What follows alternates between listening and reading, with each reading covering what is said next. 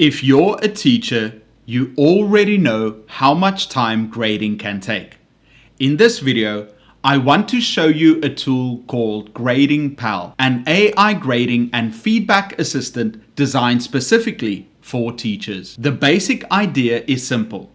Most of us want to give students clear, detailed, actionable feedback, but doing that consistently takes a huge amount of time. Before that, I want to quickly talk about AI grading because it's a sensitive topic and can definitely be a double-edged sword in education. Used poorly, AI can feel like it's trying to automate teaching or take professional judgment out of the classroom. And that's not something teachers want or should accept. Used responsibly though, AI can act more like an assistant than a decision maker. That's the approach GradingPal takes. It doesn't replace teachers and it doesn't finalize grades.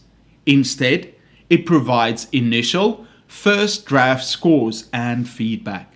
The part of grading that usually takes the longest. The teacher still reviews everything, makes changes where needed, and gives the final green check. Nothing goes to students without a human looking at it first. GradingPal works with almost any assignment type: essays, math worksheets, handwritten exams, quizzes, and even audio or video submissions. What it really does is handle the heavy lifting and gives you faster insight into how your students are doing, so you can grade more efficiently without giving up quality.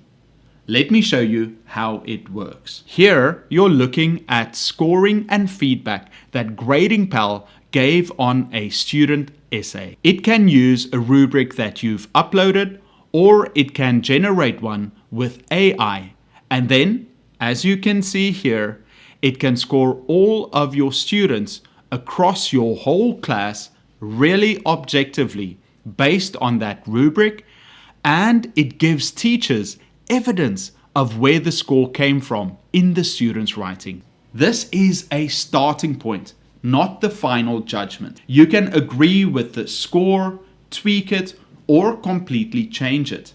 The teacher is always in control. Then you'll see incredible, high quality student feedback that's available in different styles. It's designed to help kids understand exactly what to do to improve their work. This feedback style that I'm showing you here is called the targeted style. So that means when I click on a specific comment in the feedback section, a highlighting and a zooming feature shows me the relevant part of the student's writing that is connected to this piece of feedback. GradingPal can work with all kinds of assignments, including exams, problem sets, quizzes, worksheets, and even video and audio submissions. Now, I'll show you how to get started. To begin grading something with GradingPal, you start by choosing the type of assignment that you want to work with. There are currently 6 available. If you wanted to work with something like a problem set, you could upload the file that shows the assignment. If you're assigning an essay, you can click to paste or upload the assignment description the way you've written it, or you can generate one using AI. You can upload any excerpts or text that the students need to refer to in the assignment. You can upload an existing rubric like one of your district or your school requires you to use, or you can generate one using AI. You can review the rubric and see if you need to adapt or edit it if you made it with AI, and you can choose from 6 different feedback styles. Also, you can make each feedback style more concise or more detailed, and you can adjust the warmth of the feedback. Then, there you are. 3 ways to upload student work. You can upload the student work if you have it on your device. The student can upload the student work directly in GradingPal, and it also uses LMS connected. So if your kids are using Google Classroom, they'll find it easy to submit their work that way. Let me show you what it looks like when GradingPal grades some other kinds of student work. Here, GradingPal helped me grade some third grade math work. The student can see their feedback.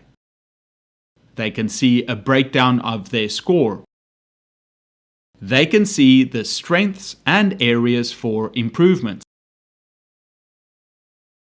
Here you can see the grading that GradingPal did on high school chemistry work with Lewis diagrams. The big idea here isn't automation for the sake of automation. It's about giving teachers better insight into student work faster without sacrificing quality. Here we've uploaded an International Baccalaureate individual oral assessment. You can see the scoring off to the side, just as you might on a written essay submission. You can click to see student feedback, and it is targeted. So very similar to the written essays. I can see the exact part of the student submission that connects to this piece of feedback. Here you can see it with timestamps that connect to the video. So here's why I think GradingPal works. Especially right now, AI in education is a double-edged sword. Used poorly, it creates problems.